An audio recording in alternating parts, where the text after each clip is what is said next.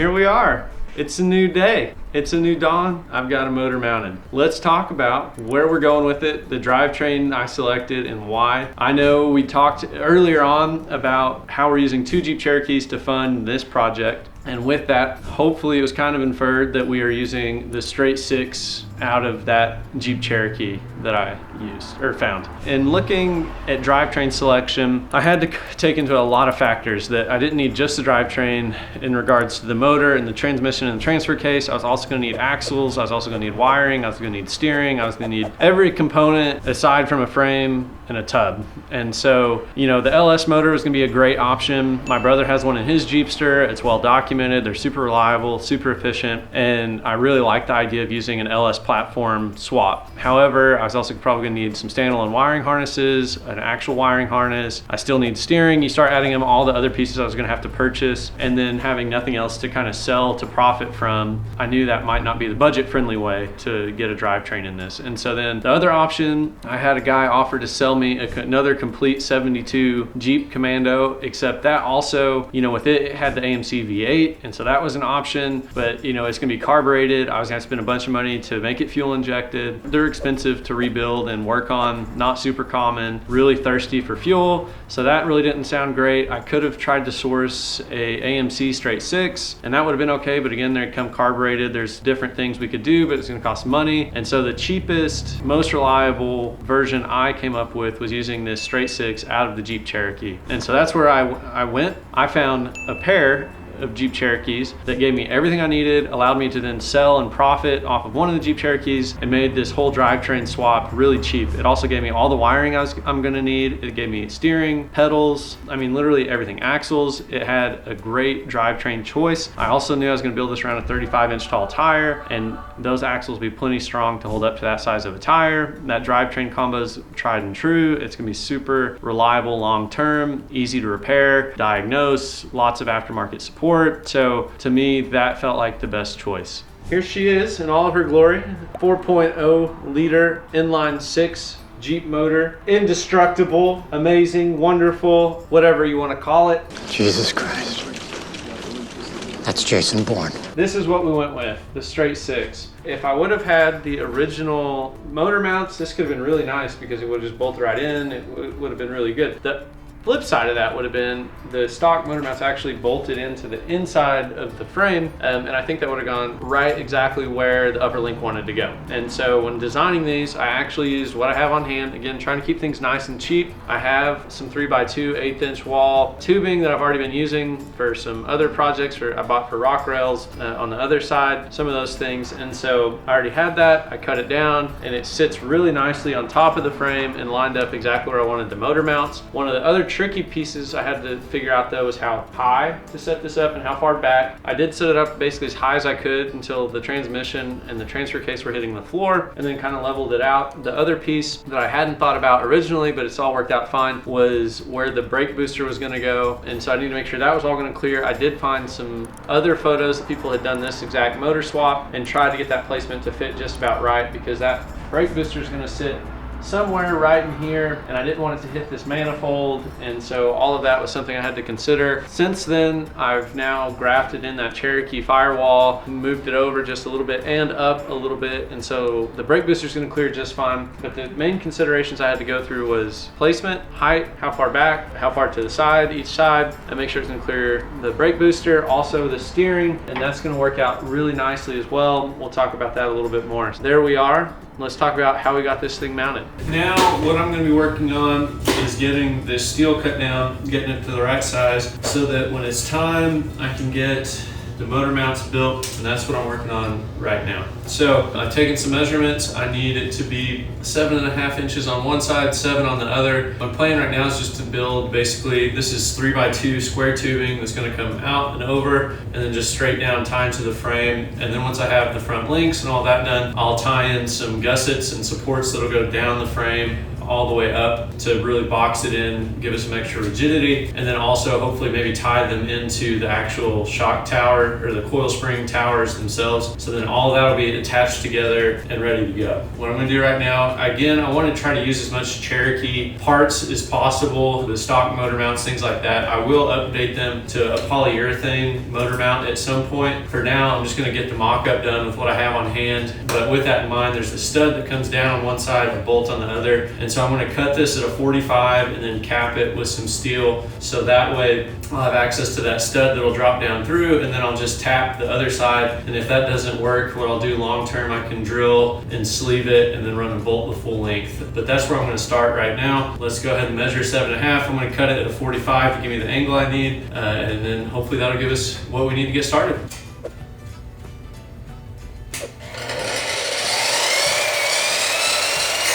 So that should look just like that. Drill a hole here. Motor mount stud's gonna come right through. I'll plate off the end of this so then no moisture, no water will get through. And I'll show you what it'll look like over there. Okay, so like I said, got this cut up. So that's gonna slide right under there, just like that. Again, I'll drill, get that put in, and then this should just mount real nicely right here on the side. And I'll do the same thing on the other side, and then my motor mounts will be done.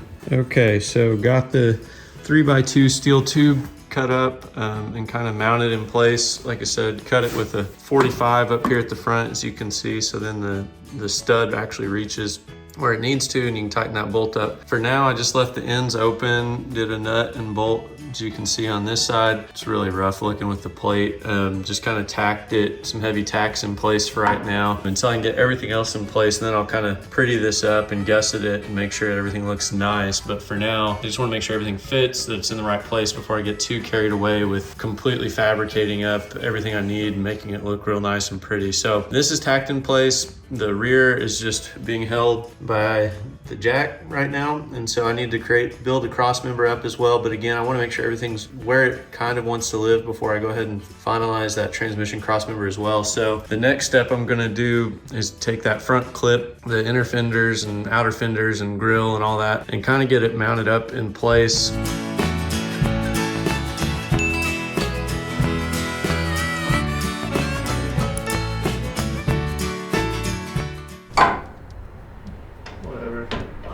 Illustrative purposes, it's close enough. So it's gonna sit something like that. This will not, that's not even gonna be there. Like this will sit elsewhere, but you get the general idea. There you go. Like that's roughly where it'll sit. So you'll see it'll clear everything just fine. I think it's gonna work out really nicely. Maybe a little bit long, I have no idea if that matters, but if you do, let me know. But for now, this is what I'm designing and working with, and I think it's gonna work pretty great. Steering wheel clear, everything's gonna work. There we go. So you can see that all cleared. Here it is. The motor mounts all welded up in their final form. And then we have the transmission mount. I have talked about that. I have some B-roll. Again, I just basically I used some 3x3 angle, bolted it up to the frame on the underneath, took that square tubing, ran it all the way across, used some bushings that I had laying around and some 1 3/4 120 wall tubing, made all that, got it all done. So here we are under the Jeep. What I did yesterday, I've got some 3x3 angular steel here that I just went ahead and drilled a few holes in using the stock location where that's gonna go. So those are the stock mounting bolts for the stock cross member. I actually have this old cross member here as well. It didn't really line up well, so I'm just not gonna use it. I went ahead and fabricate something up from scratch. So this is where we are. We've got this angle iron bolted up. You can see the rest of it's in place. You know, it's a little hard to get good shots and angles and lights down here, but you can see it fits in there okay. Just a little bit of clearance there between the frame and the transfer case. Right now, my big concern is basically how far down that's gonna hang below the frame. I mean, this is as high up as I can get it to go before it starts hitting the floor pan. And so this is really where it just has to live. And so what I'm hoping is when I build this cross member that I can get it to clear pretty easily as well. The only other issue I'm finding right now as I've been kind of planning this out in my head is you can see that wants to run right in front of the front drive shaft. So I'm gonna have to do some clearance, get some things figured out. I originally wanted to run it just like you can see where those tabs are straight down and then run that cross member just straight across that way. But that's not gonna work. So my plan now is to actually run it, drop a piece of steel down just a little bit from here, come under, across, and then I'm gonna pick these up just like this, either with the steel tube with these back, or I'm gonna run a flat plate across, and then the steel square tubing should sit just like that. So that's kind of where we're at and how that's gonna look. So let's get to it. So in typical fashion, something always gets in the way. So I built this bracket here using just a standard bushing I had laying around to hold the transmission in place. So like I said, I plated up that back side of the tab mounts here for the transmission. But now if we look right here, looks like it doesn't really want to play nice. So back out it comes. I'm going to see if I can go ahead and clearance just enough to make sure that all fits the way it should. So I guess here we go again. Okay, so while it was under there, I went ahead and made just a couple little marks where it needs to be clearanced. And so what I'm going to do now is just cut a little relief here and here, and then back here, and hopefully just kind of hammer and fold this back, and then re-weld it back here and grind it smooth so it looks all pretty. But that's what I'm hoping will be the solution. Okay, so there it is. Just clearanced out, I mean, just enough to let it lean back a little bit. You can see that little bit of a C here. And so that slope right there is gonna give me just enough to clearance the mount. And so this should be going under there. Okay, so here's the final cross member and my completely messy workbench. So what I ended up doing, just getting everything, like I said, welded up, shortened up the angle iron that's going to be riding against the frame rail. As I mentioned, what I'll probably end up doing is drilling a hole right in here somewhere and then running that all the way through the frame for some additional support. I'll do that on both sides. And then you can see here on the tabs, they stood up above. And then so what I did is I just kind of ran a little bit of a gusset there and then plated in the front so no mud or anything like that will get caught in there. And so that's where I am right now. Got the cross member all welded up. Since I had to pull it out anyway, I went ahead and finished that. And then now I'm going to stick it back under there, and it'll be in its home for the foreseeable future. So when it comes to drivetrain, there were a lot of great options I considered, a lot of different things, looking at the LS, looking at some of the AMC options, looking at a straight six. You know, I don't know much about Ford, so I wasn't really leaning into those, but I'm sure there's great Ford options. I mean, there's probably a million different drivetrains I could have selected, but again, trying to keep things nice and cheap, I stuck with what I know and can be easily serviced with a straight six out of that Cherokee. So I'm really excited about that. I hope you really enjoyed seeing the way I got it mounted, the way it's going to help with clearance of the suspension design and all of those different items as well. The way I was able to reuse parts I already had. So using some of the steel that was used, the same steel I'm going to be using for the rock rails, some of the same steel I'm going to be using for other parts of the build as well. I was able to buy that in a 20-foot stick, and that saved me a lot of money. Just all those different pieces, some of the bushings that I already had left over from some other projects as well.